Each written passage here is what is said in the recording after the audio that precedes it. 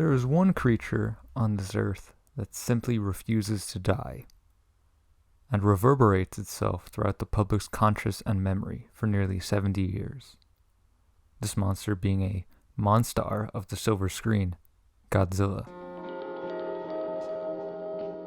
What can be said about the titled King of the Monsters? Well, a lot can be said about one of Japan's most influential cultural icons in the post-war era. Naturally, to create any sound structure, we must start from the foundation and build from there forward. We're building to make anew. Following what we now call the Second World War, or what the Japanese refer to it as the Pacific War, Japan was reconstructed as a state. Albeit this reconstruction was not nearly as intense as nations like Germany had faced following the war. As American General Douglas MacArthur, who obtained the title of the Supreme Commander of the Allied Powers during the Japanese occupation, felt that preserving certain elements of the pre-war era was vital to prevent hostility or fanatical revolt against the remodeling of Japan. One of the key elements of the new Japanese state would be that of the stringent and total pacifism enshrined in the Constitution.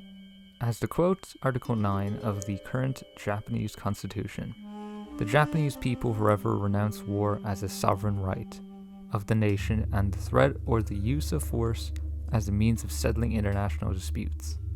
To further demonstrate this commitment to total and utter pacifism, the Japanese Imperial Army was renamed to the Japanese Self-Defense Forces.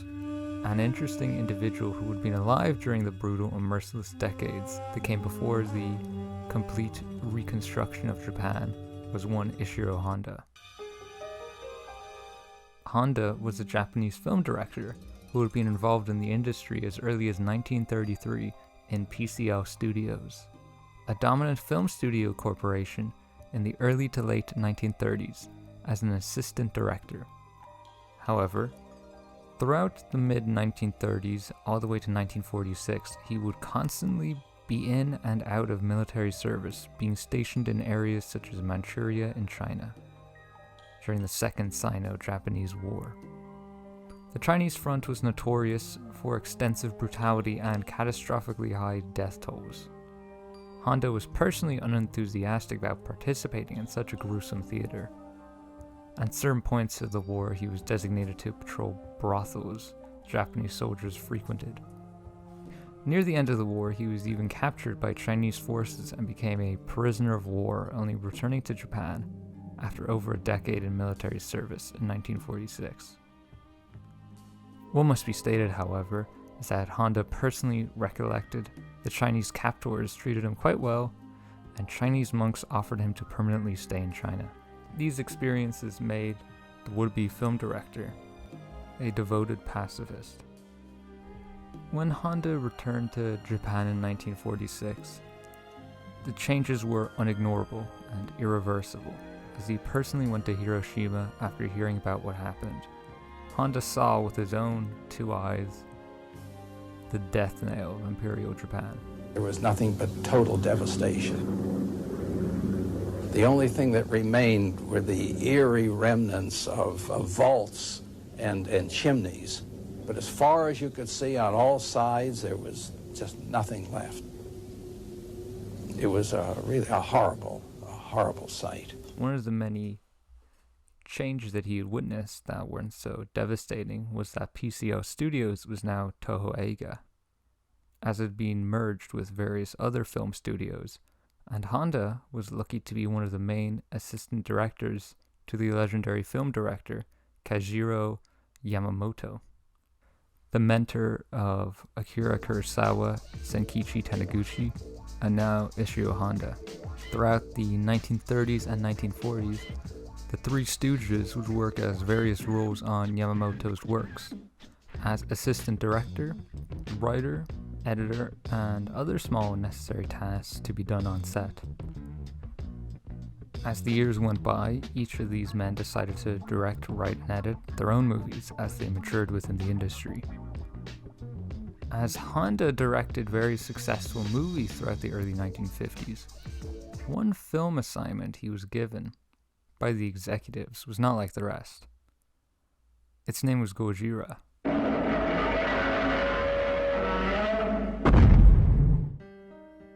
Touhou film producer Tomoyuki Tanaka had come up with this idea on a plane from Indonesia following a failed movie project. When Tomoyuki Tanaka investigated the vastness of the Pacific Ocean from his airplane window, he wondered what monsters and Goliaths could lay beneath the surface. At this time of the early 1950s, Japan didn't really have any form of monster movie. The closest could be two lost mock King Kong films in the 1930s, which isn't really a fair comparison. Monster movies were just expensive. The only industries that could really do it at that time was American or British. Japanese cinema simply did not have the budgets Hollywood could have. Another major blockage for the idea of a Japanese monster movie was the fact monster movies were not viewed as serious by critics or by directors. With this in mind, it would seem strange to cast a director who at this point predominantly worked on working class focused dramas to make a comedic monster flick. Well, what makes it all the more logical is that it wasn't a comedic monster flick.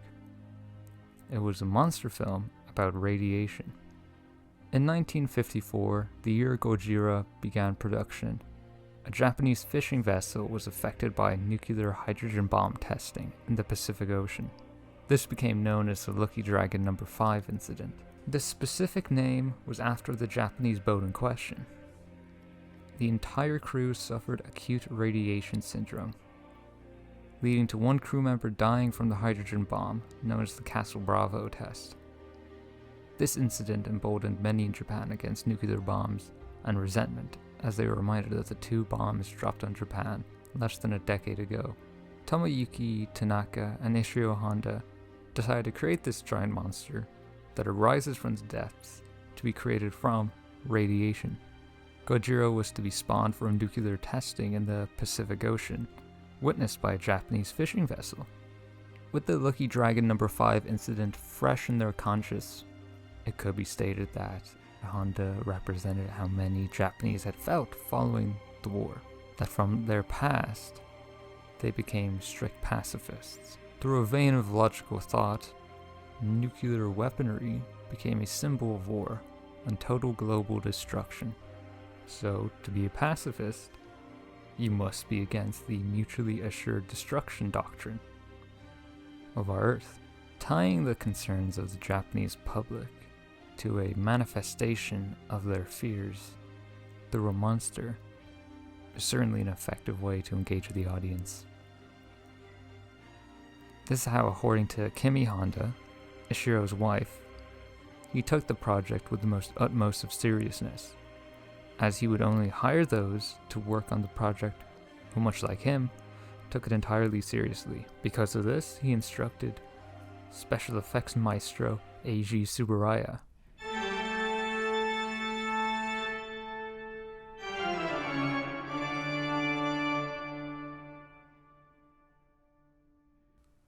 If you want to have a serious movie, you have to have serious effects.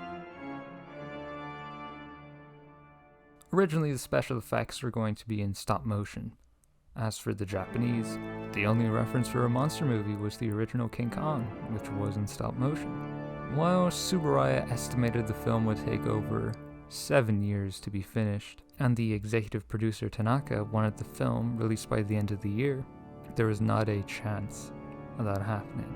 In order to get to the effects they wanted of an irradiated fish monster stomping through Tokyo, they settled on suitmation. This was the hideously complex effect of getting someone in a suit and moving around. What Tsuburaya did that made the suitmation in Gojira different was the combined use of miniature buildings to give the appearance of a great beast towering over Tokyo. Tsuburaya and Honda would walk around central Tokyo, deciding what buildings would need to be destroyed. but also to get a correct scope of the size and design of the area to shock and appall a Japanese audience. After all, there would be an essence that escapes the screen itself when the living embodiment of your fears wags its tail and destroys the very cinema you're sitting in. The suit actor they got to play this city-destroying beast will be the energetic and young Haru Nakajima to be their monster.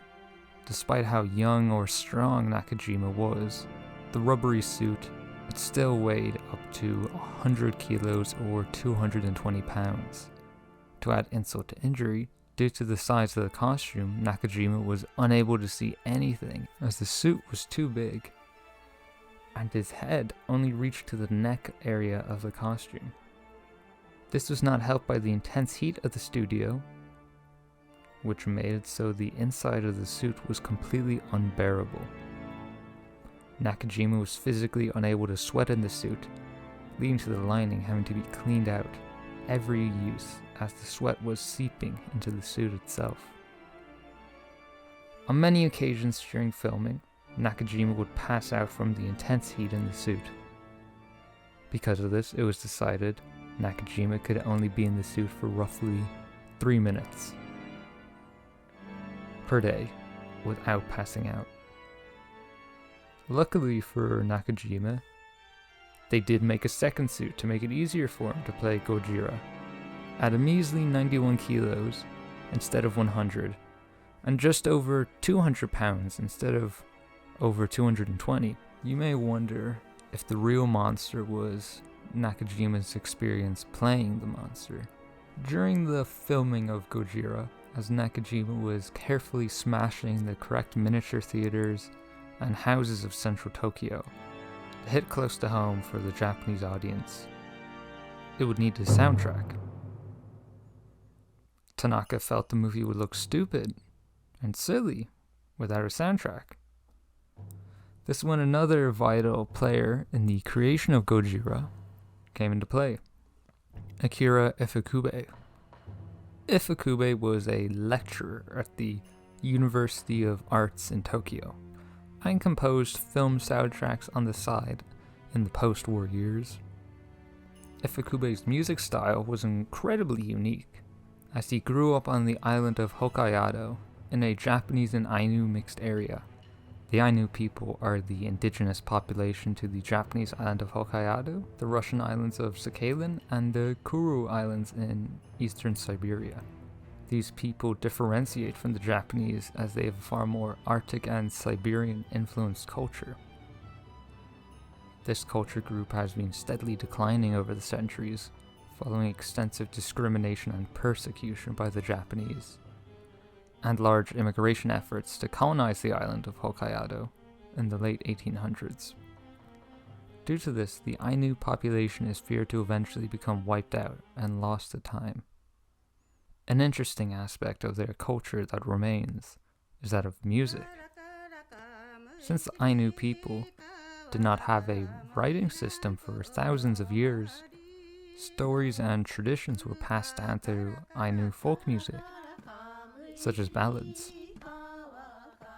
Through music, the memory and story live on. Ifukube had personally suffered from radiation, as he had received unprotected X-rays leaving his body exposed to the process. Much like everyone else on set, Ifukube knew the effects of radiation were no laughing matter. Ifukube would use these musical influences throughout his career, and his instrumentation unique to him shows in the score of the original film. During the production, they needed to decide what this monster, Gojira, would sound like. Originally, they were testing with mixing and editing other animal roars, like what had been done with King Kong. But nothing was working, as it sounded too familiar. As an animal, they wanted something unheard of to be heard. In response, Ifukube took out the lowest string of a contrabass and ran a glove that had resin on across the strings.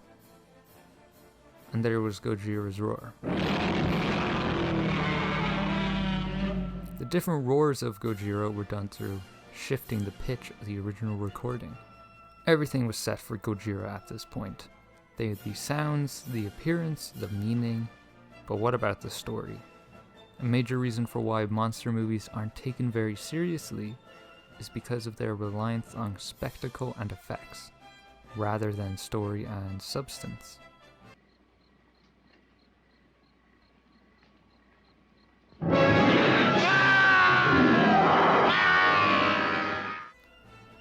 With the big four of Tsuburaya, Tanaka, Honda, and Ifukube, were very obviously wanting to be head and shoulders above your average monster flick, they needed more than just a radioactive monster destroying the city.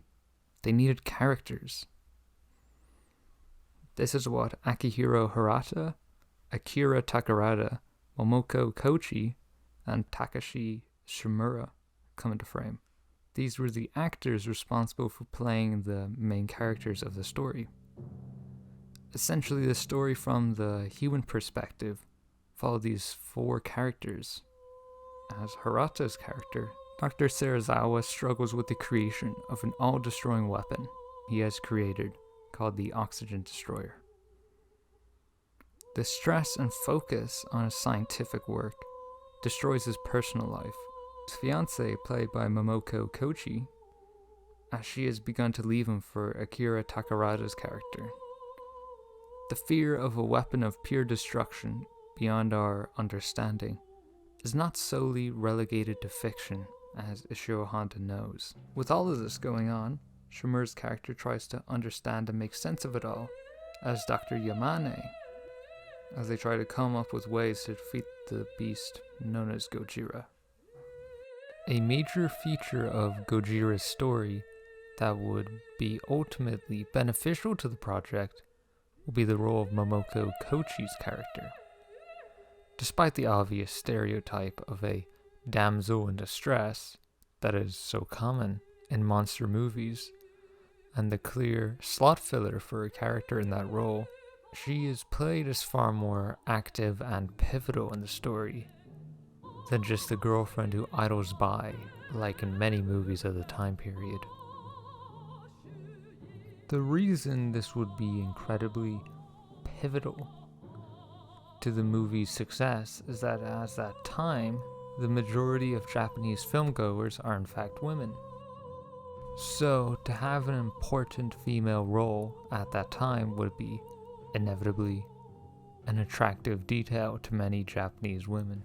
With the music, monster, men, woman themes and stories ready, it was a combination that was finalized for release.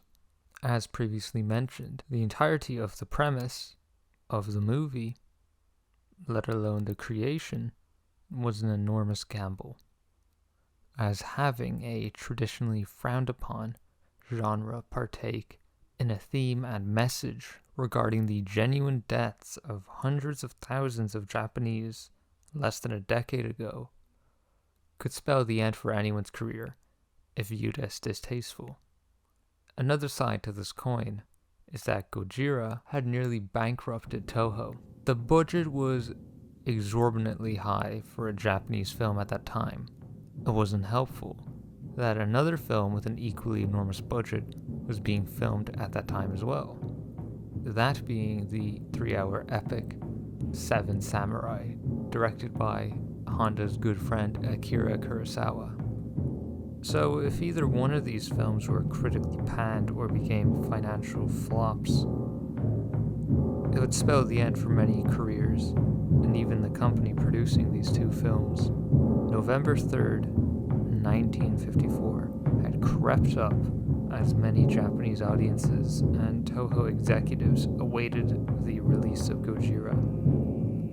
Luckily for everyone involved, the theme, story, characters, monster, and effects had all worked as anticipated, and the film was both a fountain of critical and commercial success, pouring prestige onto the creators.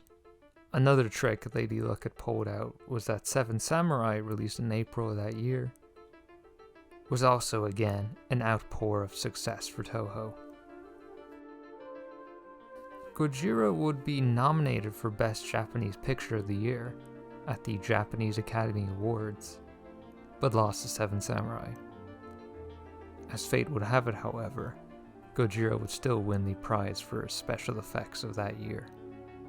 After the successful release of Gojira, American Corporation expressed interest in importing the product over to American and more broadly Western audiences. Somehow, in some way, these far-flung Japanese film creators, in a nation recovering from total war, had turned a first attempt at a monster movie into something comparable to Hollywood. This was something different. This was something big. To bring this movie over to America, significant changes needed to be made. For example, the name Gojira. It sounds foreign. It sounds Japanese, as it is Japanese. For American film moguls, there was a certain belief you couldn't give Americans something foreign, as foreign is weird and something not American. So how do you sell something un-American to Americans who want something American? Things needed to be changed. So the name was changed to sound more appealing. Instead of Gojira, it was changed to the similar sounding Godzilla. From now on, I'll be referring to the monster as Godzilla, as that is the name most people are familiar with and what Godzilla became more commonly known as more broadly. A name change is always symbolic of difference, but the bulk of the changes will be of course made to the movie itself. It may not be the case now, but producers at that time genuinely believed you could not have the audiences sit down to watch subtitles for 90 minutes, as that would involve reading, and they came to watch a movie, not read. That isn't the case now with the obvious success of various South Korean and Japanese releases. But it was the 1950s, so to talk about the past, you must understand the context of the past. Another hitch for the American release, aside from the fact no one in a Japanese release spoke English, was the topic at hand. The stark message of anti-war and anti-nuclear, to protect the Earth and the environment with it. America was at the peak of nuclear bomb testing, such as the earlier mentioned Lucky Dragon No. 5 incident with the Castle Bravo testing. But also, the American film industry cannot release a movie pertaining to be anti-war, and weaken American morale against the Red Menace at the height of the Red Scare and McCarthyism. To fix all these issues, within 2 days, scenes were shot with famous American actor Raymond Burr, who would commentate over scenes happening, or would be clearly interjected into scenes to give the image that Burr's character is in the same movie. It may seem shrill and cynical by today's standards, but to be reiterated, it's better than becoming blacklisted. Effort and care was being put to preserve as close to the original state as the Americans could release. The film's release was an unfortunate example of two divergent cultures clashing over the same film. The monster flick idea would still hang over the American release, as removing the serious themes and imagery naturally will make it less serious. But what was undeniable was that a Japanese movie was a real American success. It was the first real example of a Japanese movie being successful overseas. There is a tad slight of irony, however, hovering around the fact the first internationally successful Japanese movie was about the suffering the Japanese had felt following the detonation of the 2 atomic bombs, and was successful in the country that bombed them. Even though Godzilla was an international success, I am talking about it in an American context, as the American version starring Raymond Burr will be the most widely distributed version, and for many in Western countries, they would not see the original Japanese version until many decades later. The only reason why Godzilla's legacy remains outside of a narrow Japanese context is because millions of non-Japanese people had seen this movie. Without an American re-edit, the film would have likely remained as a domestically successful film in the isolationist collective of islands known as Japan. Tomoyuki Tanaka was one individual who greatly understood the potential that was concocted by the release of Godzilla, and what proceeds can only be described as a complete and total commercialization of the monster, or as the Japanese would refer to Godzilla as a kaiju, which means monster in Japanese. For Japanese audiences, Godzilla had essentially created an entire genre of Japanese films that would dominate the film market throughout the 1950s and 1960s. Within a year of Godzilla's release, without the participation of most of the original cast, both on set and off set, a sequel to Godzilla will be made, without Ishiro Honda's knowledge or consent, that being Godzilla Raids Again. Like many Godzilla movies that would be made after the original, it can only really be described as a total cash grab designed to capitalize off the success of the original, without considering or capturing any themes or personal connections the original had formed. Now from this point forward, I will not be discussing each and every individual Godzilla film ever released, as that would constitute 36 movies, and I have spent over 3,000 words just describing one. It is not out of dislike or disrespect. Frankly, the opposite. This video wouldn't have been made if that were the case. I wouldn't be attempting to dissect a multi-decade, multi-generational franchise if I didn't enjoy it. It is more out of reasonability, as going into the depths on the themes and storyline of films like Ebirah Horror of the Deep, otherwise known as Godzilla vs. the Sea Monster, or in Germany known as Frankenstein vs. the Monster from the Sea, would lose the point and purpose of this video. Time constraints are a worse beast than an 80-meter monster to the common man. So, to be effective, I can give a general overview of what I would like to discuss and use notable movies as an example to prove my point. Luckily for us, the Godzilla fanbase have constructed the Godzilla movies into eras, according to the time they were released, so it makes it significantly easier to coordinate the franchise to that era, as there will be common styles or themes naturally to eras. The first 15 Godzilla movies released between 1954 and 1975 are known as the Showa era, named after the real Japanese imperial era under the Showa Emperor Hirohito, reigning from 1926 to 1989. The coincidence with the actual emperor reign doesn't always align. It's more to just keep with a general grasp at the time frame.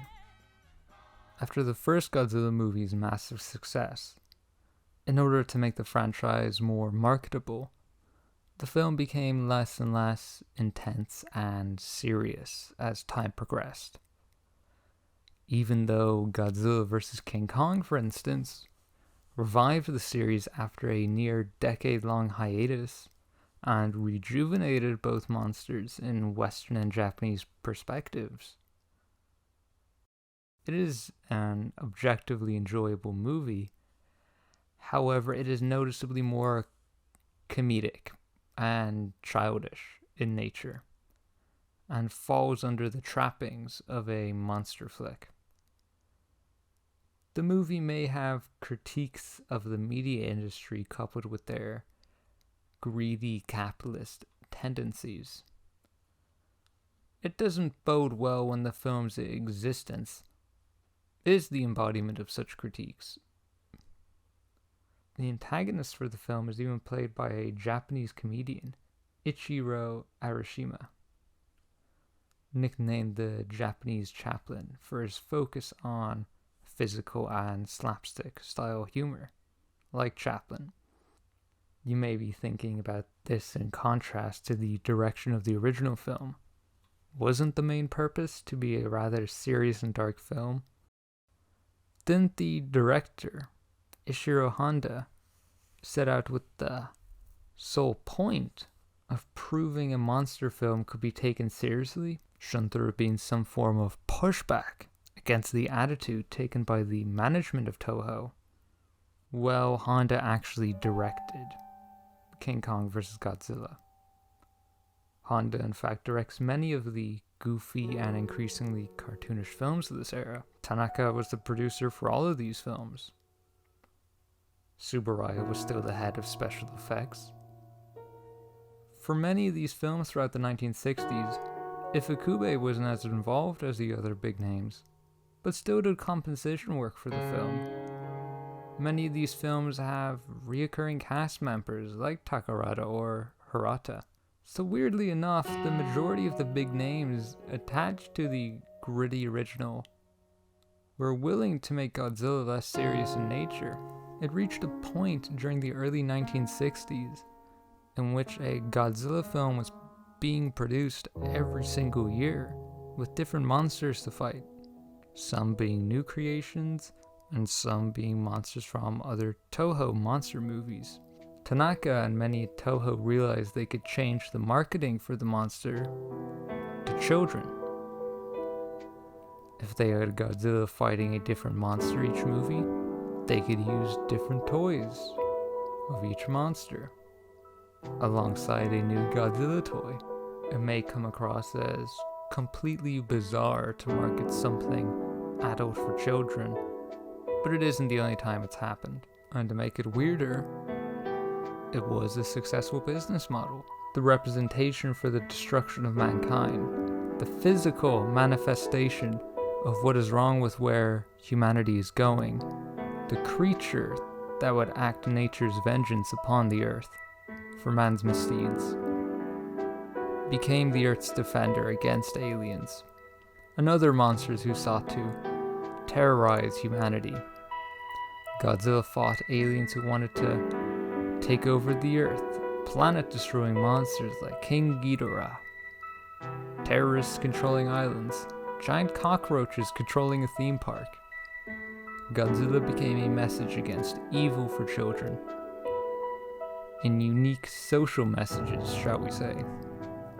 For instance, in Godzilla vs. the Smog Monster or Godzilla vs. Hedorah, Godzilla, with the help of humanity, defeat the amalgamation of pollution itself.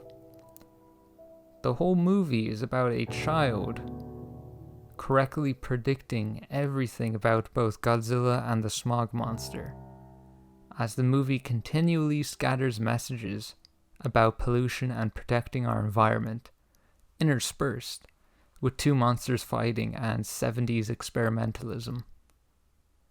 Eventually, Godzilla defeats the pollution alien that could be from M-Space Hunter Nebula. However, the Nebulan cockroach people are also from Space Hunter Nebula in Godzilla vs. Gigan, a movie released the next year. Whatever remained of Godzilla by the early 1970s was a complete shadow of anything that resembled the original. Any major figure who worked on the original were almost entirely uninvolved in the project by this point. As economic downturn seeped into Japan, alongside a general decline of Japanese cinema, the tight budgets of the strange Godzilla child-themed monster mashes became tighter. Very famously, by this point, Godzilla movies began to reuse footage from other films to save filming new scenes. One of the most infamous Godzilla movies of this era, Godzilla vs. Megalon, the shooting lasted a total of 3 weeks. The movie is notorious for its constant use of stock footage from other Godzilla movies to pad out the time. In comparison, the original Godzilla was shot in around 51 days, a whole month longer in comparison. The desperation of the Godzilla franchise was palpable at this moment, so the franchise had to go on hiatus in the mid-70s due to declining returns from their increasingly cheap and strange movies.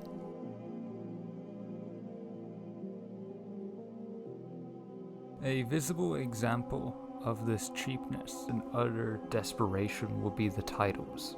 Depending where and when you were in the world at a given time, Godzilla movies would have completely different titles. Prime instances could be the fact many European Godzilla movies would have King Kong or Frankenstein in the title, even if neither of these monsters are even in the movie. Touhou found out that Frankenstein was a popular monster in its home country of Germany. So many German Godzilla films would say Frankenstein's monster versus so-and-so. Or there's many Italian Godzilla movies that just have King Kong on the cover and title, when it is not a King Kong movie at all. Whether you find these oddities entertaining or not, it is agreeable it is 100% sleaze. Fortunately for Touhou, the strangeness of these films would attract cult followings many decades later, as groups who intentionally watched movies bad or strange will become enamored to these movies as their unique Japanese charm, coupled with the experimentational nature as cheap movies shot in the late 60s and 70s are prone to. Nevertheless, this created a stern interest in these films many years later. In fact, because of the extensive marketing towards children in these Godzilla movies, such as Son of Godzilla, they gave Godzilla a son to relate to Japanese children or talk to Japanese children, quite literally. This lent the hands of interest of Godzilla to a whole new generation of Godzilla fans in Japan, as many would have grown up buying or watching Godzilla movies as children. Depending on your viewpoint, it could be seen as a utter castration of the concept of Godzilla, but it was kept alive for a lot longer, even with the annihilation of its dignity. The original Gojira casts a long shadow with a long memory. In a very particularly strange set of events, the character of Godzilla may have been entirely inconsistent to any rhyme or reason as the changes took place. But in a weird set of circumstances, Godzilla became a cultural icon, a representation and a reflection of Japanese society and cinematic culture at that time.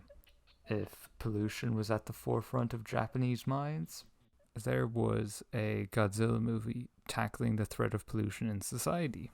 If the space race between the Americans and Soviets is happening, there is a Godzilla movie that partakes in sci-fi and space themes that were popular in that era. If the Japanese economy was bad, the budget for the movies was bad. A clear example of this fact will be the eventual revival of Godzilla after a near decade-long hiatus following the financially unsuccessful terror of Mechagodzilla. The Godzilla franchise would finally appear on Japanese screens in the year of 1984, the financial boom of the 1980s.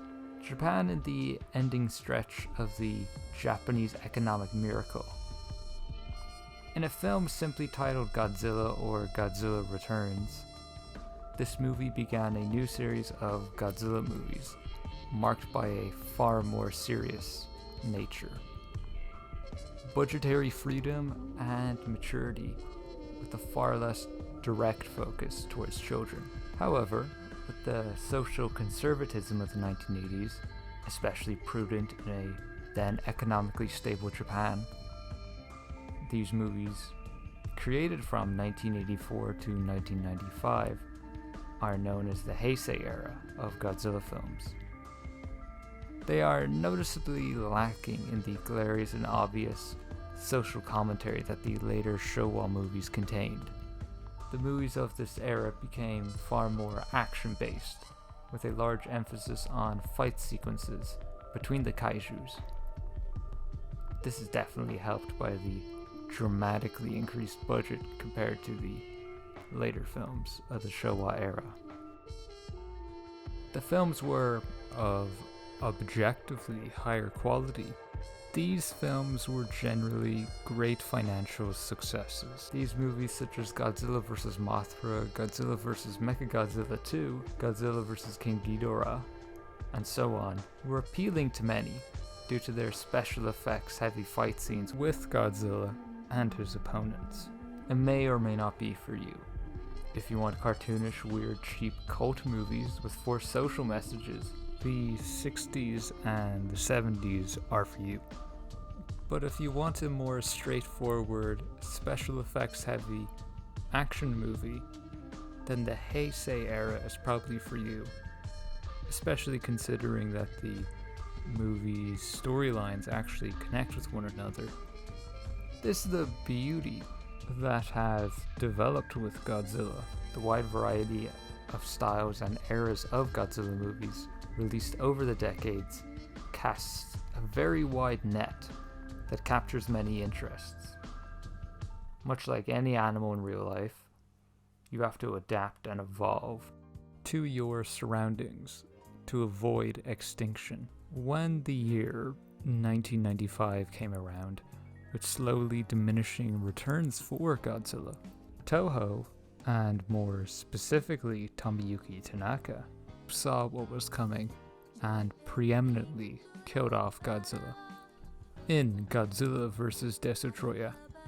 Now, unlike the 1980s, the 1990s were dramatically different for the Japanese public, as this time is now known as the Lost Decade, as Japan's economic miracles suddenly came to a close, and in many aspects, Japan has never truly recovered from this era of decline.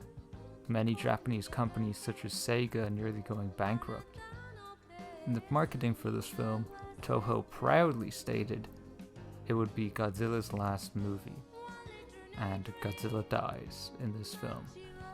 Touhou were not exactly leaving a low bar of expectations in the offset of the release. For many in Japan, this was the end of an era. For over 40 years, Touhou had been releasing Godzilla movies in on and off periods.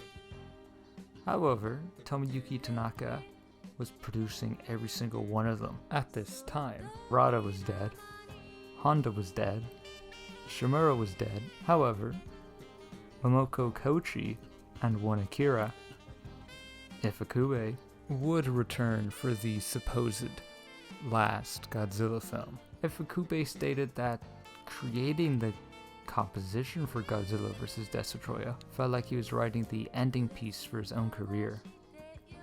Despite composing over 250 film scores throughout his career, it was Godzilla that stuck with him. Godzilla vs. Destoroyah would be his final work before sadly passing away in 2006 at the age of 91. Much like Ifukube, Godzilla vs. Destoroyah would be one of Momoko Kochi's final works, before passing away 2 years later. The same would be the case for Tanaka, as it was the last film he would ever produce before passing away 2 years later, like Kochi. by the gradual passing of most of the stars involved with the original Godzilla. In a strange way, part of the original monster had died with the movie. A key detail that I have intentionally left out so far, as to why Touhou decided to end Godzilla then and there, was because Touhou had been in talks of creating an American Godzilla produced by TriStar for many years at this point, as there was a great backlog of arduous issues with the American Godzilla and Touhou by the late Heisei era. Touhou was expecting an American release by the mid-90s, after the initial purchase rights in 1992. So they ended the Godzilla film franchise in the hopes it would speed up the progress with an American film. Eventually, after many script changes, and many changes in plot design, writers, and directors, TriStar got the writers of Independence Day to get something out before further issues would arise. TriStar was in no business to create issues with Touhou, as they had an extensive relationship, because TriStar was the main company tasked with exporting Touhou releases outside of Japan. After all, since Raymond Burr in 1956, there had always been an American interest in the Japanese monster. Godzilla helped revive the American King Kong in 1962, so the possibility of a lucrative Godzilla movie marketable to Western audiences was not out of reach. What must be noted is that it wasn't 1962 or 1956 anymore. Most Godzilla films during the 90s had not been released in the West due to consistently poor performances. So most outside of Japan were only really familiar with the old Godzilla films, and frankly sillier versions of the monster. One of the Godzilla films to actually get a wide broadcast outside of Japan was Godzilla vs. Megalon. Considered one of the worst Godzilla films ever made. This was the most recent iteration Americans were knowledgeable about. A cheesy, cheap 70s kids movie with these factors in mind. The anointed director and screenplay writers, Dean Devlin and Roland Emmerich, saw how goofy Godzilla appeared to be and what they could access, and decided to completely change the character in their minds. They had to make something now. They had to create a Godzilla movie in a short span, or they lose their jobs and credibility. With the success of Independence Day and Jurassic Park at the same time, Godzilla appeared to have elements from both these films that could be incorporated. A dinosaur let loose, and American cities devastated in an action-adventure. Why not make Godzilla both? Why not get rid of the silly design and the goofy costume from the 1970s? Make it a modern American film. Make Godzilla like a dinosaur. Make it a fun adventure for American audiences that reminds them of two incredibly successful films. So this is the background for the notorious and venomously disliked 1998 Godzilla film starring Matthew Broderick. Because of this background and history of Godzilla in America, TriStar put out a truly enormous ad campaign to get the public excited for a serious Godzilla movie for once. As the better Godzilla movies were successful in America, why not this one? It's got the features of two of the most successful action films of the 90s. In a way, the executives were correct in that the film did make $379 million, but the movie was critically panned, and the merchandising did far poorer than expected. And even though it was a financial success, it wasn't enough to spur confidence. Because of the poor quality of the American Godzilla, it had irritated Touhou and the Godzilla audience, or as internally known as G-fans. So much they decided to resurrect the Japanese Godzilla from the grave and produce 6 more movies. Touhou had created a whole new era of Godzilla movies solely out of spite. This became known as the Millennium Era. After the fact, it started at the dawn of the next millennium, 1999. In fact, for the 50th anniversary film Godzilla Final Wars, Touhou had purchased the rights to the American Godzilla and put it in the movie with the sole purpose of having the Japanese Godzilla annihilated as soon as they encounter each other. To quote The Mourning Bride by William Congreve, "Hell hath no fury like a woman scorned." But in this context, it might be a Japanese production company scorned.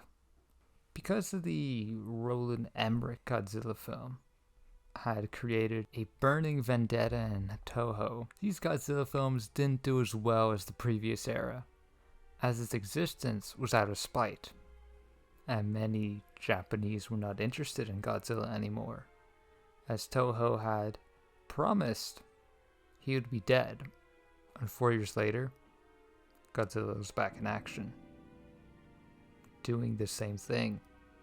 These movies reflect a longing for the past, a nostalgia of sorts, a desire for a return to a golden age of Godzilla. I don't doubt many in Japan, not only Touhou executives, wanted a return to a brighter day in which the rising sun could fly high once again. But time had passed. The life was gone for Godzilla. There was nothing new coming out. It was the same movies, a different time. The old stars who worked on the original were long gone by this point. The only person who was involved in the original, who was still around at this time, was Akira Takarada, who had recently passed away at the age of 87.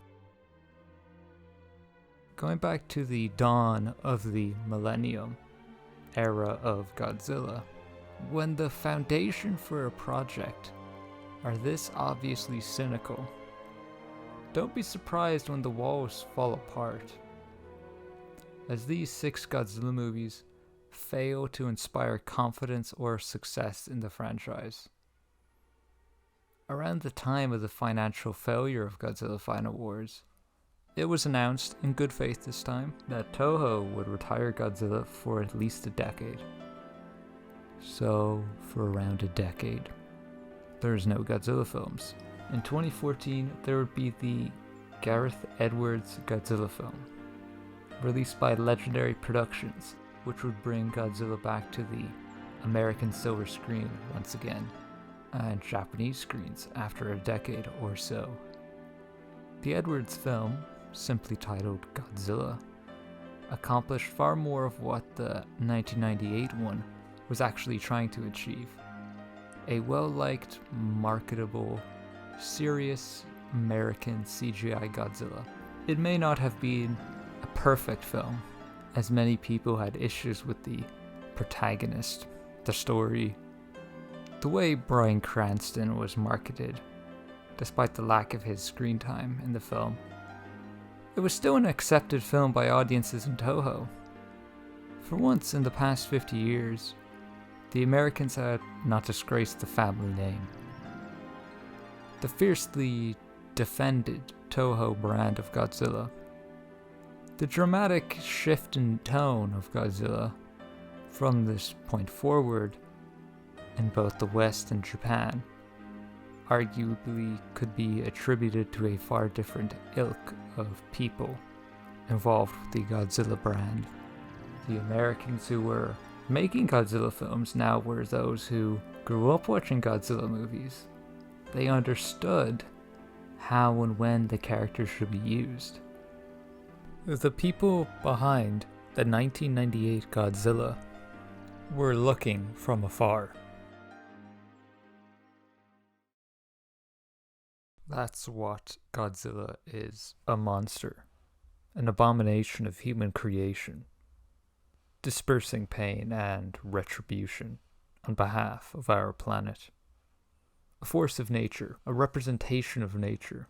Godzilla 2014 undoubtedly captured this element, but a movie that captured it in far larger proportions would be a very strange movie released in 2016 and 2013. Hideaki Anno, famed creator of Neon Genesis Evangelion, was approached by Touhou to reboot the Godzilla franchise. Initially he had declined as he had fallen into a steep depression. Following Evangelion 3.0, you cannot redo. However, he was convinced by Shinji Higuchi, acclaimed director and storyboard artist involved in the Gamera franchise and Attack on Titan, take up the offer by Touhou. A key theme that would be visible in this new incarnation of Godzilla that Anno feared was that it would not live up to the original Godzilla. This was something that had scared him before the deal was even made. He desired to be on par or equal to the original. For a man who was not alive for the initial release, like most involved with Godzilla movies at this point, he seemed to understand Honda's vision of Godzilla more than anyone else working at Touhou could. Despite being the target age group for the commercialization and marketization of Godzilla throughout his childhood and early adulthood, he wasn't interested in making Godzilla like those childish or action Godzilla films. In order to dig up a plant, you must go to the roots, and Anno wanted to dig far down, to the very heart of Godzilla. This was an especially good idea, as only 5 years before the film's release, the infamous 2011 earthquake and tsunami occurred, decimating Japan. Then, preceding that, another infamous event occurred in the devastation of Japan. The Fukushima nuclear disaster. This was the nuclear meltdown of the Fukushima Daiichi nuclear power plant in Akuma, Fukushima. This was the worst nuclear disaster since the Chernobyl disaster that destroyed Pripyat, Ukraine in 1986. Although no one had died from being exposed to the radiation, over 1,600 people had passed away during the evacuation of the region out of fear of total nuclear disaster, like that in Chernobyl, and in the 3 Mile Island incident. Side effects of the Fukushima disaster are noticeable and known in the local population. The incident has made the Japanese population far more critical and distrusting towards nuclear power than before, as nuclear power is a huge energy provider in Japan.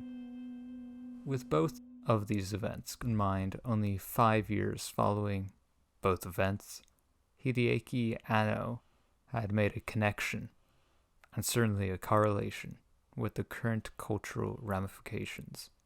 Godzilla was a beast of nature, originating from radiation.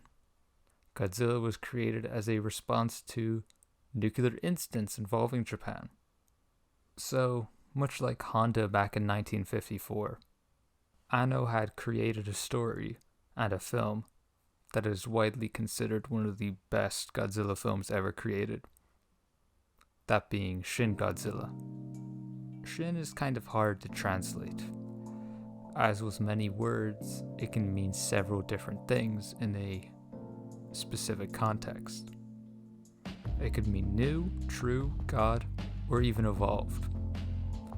All of these depending on your viewpoint of the monstrous creation of mankind can mean all of these. The film capitalizes on invoking imagery the Japanese public would have witnessed and ultimately been scarred by just a few years ago, and slow the red tape bureaucratic civil servant class is to respond to a crisis when thousands are dying.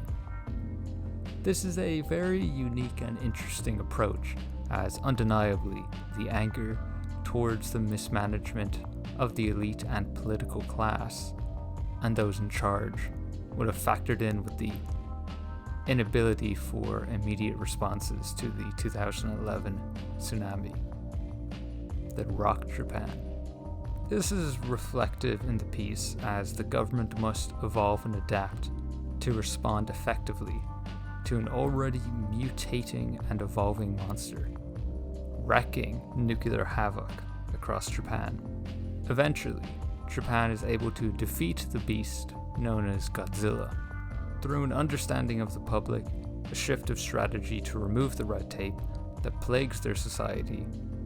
There is hope for change and future prosperity. It is sort of reminiscent of the original Godzilla in many ways. Japanese culture is represented through this beast, once again. An acknowledgement of pain and suffering in the conservative and preservationist collapse by the uncreative and grey civil servants that rule the roost. But there is still hope. Hope for a future in which it is fixed through unity and cooperation in naturally divisive and separationist times. You can feel sympathy for the innocents killed in the chaos, but also Gojira in some ways. It's not their fault they are an abomination of human design, almost like a Frankenstein's monster in a way, a creature perpetually tortured by living, and tortured for living in the end.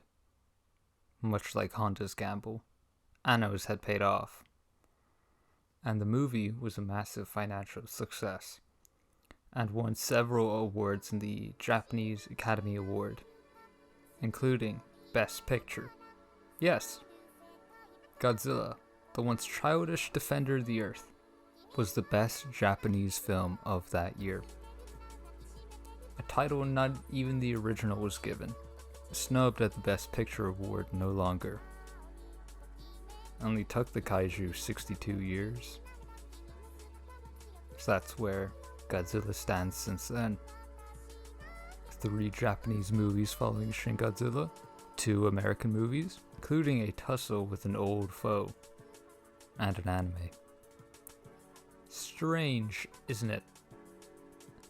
A creature from a 1950s monster flick, a serious one, has a franchise in a healthier position than ever before. Over 30 movies later, and is once again seen as a serious incarnation of Japanese fears of nuclear activity and punishment by nature. Much like the fear, I suppose, it refuses to die. Godzilla is immortal. Godzilla may die a plethora of times, but just keeps adapting and evolving. Once thought of as dead in the water, arises and pokes his head out to smash another city. Whether it is American or Japanese, Godzilla knows how to get around. Godzilla. Japan's monster, hero, toy, foe, beast, cultural icon, cheesy cult classics, mascot, citizen. Godzilla towers above all in its legacy, on par in length and release to James Bond. You don't obtain the title King of the Monsters for no reason. And long live the king, Gojira.